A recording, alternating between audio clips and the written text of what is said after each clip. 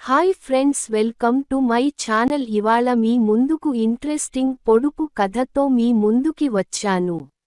ఒక తల్లి మరియు తండ్రికి నలుగురు కుమార్తెలు ఉన్నారు, మరియు ప్రతి కుమార్తెకు ఒక సోదరుడు ఉన్నాడు. కుటుంబంలో ఎంతమంది ఉన్నారు? దీనికి సమాధానం తెలిసినట్లయితే కామెంట్ సెక్షన్లో తెలపండి.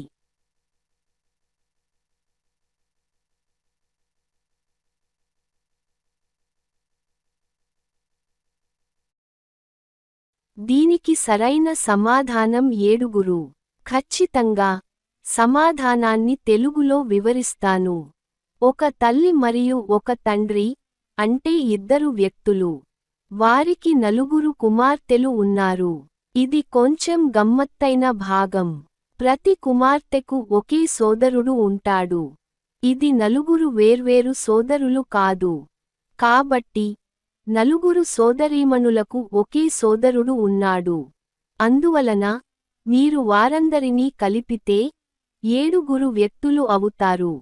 ఇలాంటి మరిన్ని పొడుపు కథలు తెలుసుకోవాలంటే మా ఛానల్ని సబ్స్క్రైబ్ చేసుకోండి. అలాగే మర్చిపోకుండా లైక్ అండ్ షేర్ చేయండి.